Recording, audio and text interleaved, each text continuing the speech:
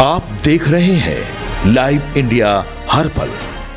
नमस्कार, आप देख रहे हैं लाइव इंडिया हर पल। मैं हूं आपके साथ रेखा मिश्रा। बिहार में राज्यसभा चुनाव की सरगर्मी साफ तौर पर नजर आ रही है और शहमात का खेल जो है वो एनडीए और महागठबंधन में नजर आ रहा है। यानी कि बिहार की राजनीति में एक दशक से भी ज्यादा समय के बाद राज्यसभा चुनाव को लेकर दिलचस्प मोड़ आ गया है। यानी कि बिहार में पूरे 12 साल बाद ऐसी स्थिति बनी है जहां निर्विरोध चुनाव के बजाय वोटिंग की नौबत आती दिख रही है। 16 मार्च को होने वाले इस मतदान ने न केवल सत्ता पक्ष बल्कि विपक्ष की भी धड़कनें बढ़ा दी है। पटना के गलियारों में इस बात की चर्चा तेज है कि क्या इस बार भी 2014 जैसा कोई उलटफेर देखने को मिलेगा या समीकरण कुछ और ही इशारा कर रहे हैं।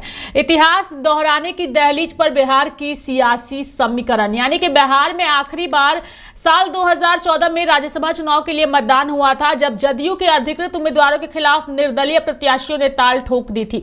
उस वक्त पवन वर्मा और गुलाम रसूल बलियाबी को कड़ी मशक्कत के बाद जीत हासिल हुई थी और उस चुनाव में पवन वर्मा को 122 वोट मिले थे, जबकि अनिल शर्मा को 108 वोट मिले थे। इसी तरह गुलाम रसूल बलियाबी और साबिर अली के बीच भी मुकाबला हुआ था। हालांकि तीसरी सीट पर शरद यादव निर्विरोध चुन लिए गए थे।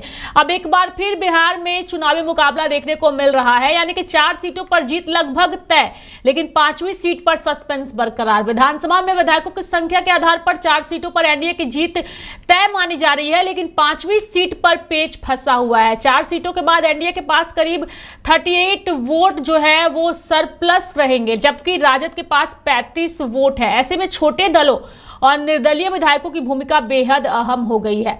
एआईएमआईएम के 5 और बसपा के 1 विधायक का वोट इस चुनाव में निर्णायक साबित हो सकता है। अगर क्रॉस वोटिंग हुई तो 5वीं सीट का समीकरण पूरी तरह बदल सकता है।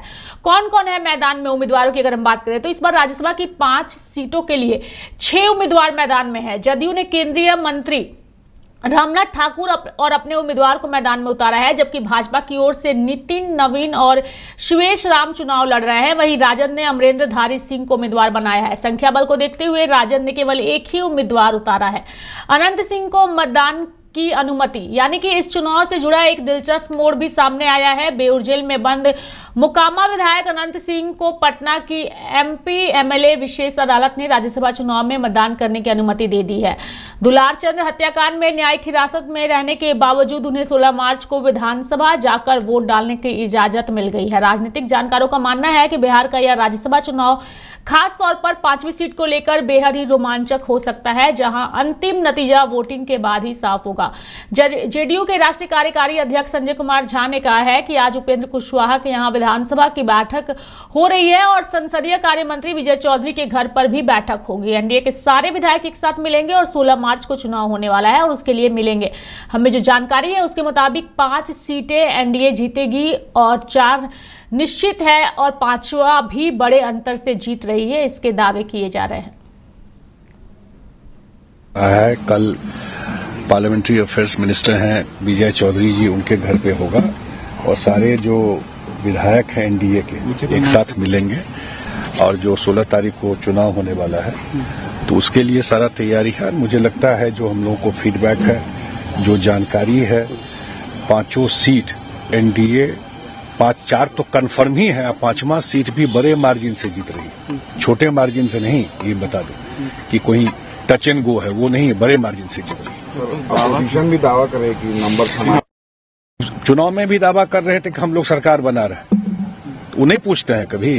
वो तो शपथ ग्रहण का दावा कर रहे थे कि इस तारीख को हम शपथ ग्रहण लेने जा रहे हैं, लेकिन जो हम लोगों को फीडबैक है या जो जानकारी मिल रही है उसमें बड़े मार्जिन से हम लोग निकल रहे हैं। तो राज्यसभा चुनाव बेहद ही दिलचस्प हो चुका है और इस दिलचस्प चुनाव में शहमात का खेल जारी है। देखने वाली बात होगी कि आने वाले दिनों में 5वीं सीट पर जीत का पताका कौन फहराता है।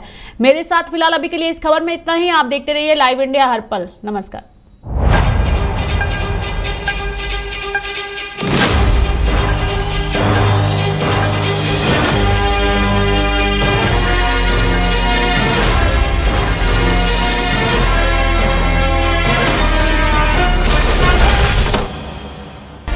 आप देख रहे हैं लाइव इंडिया हर पल।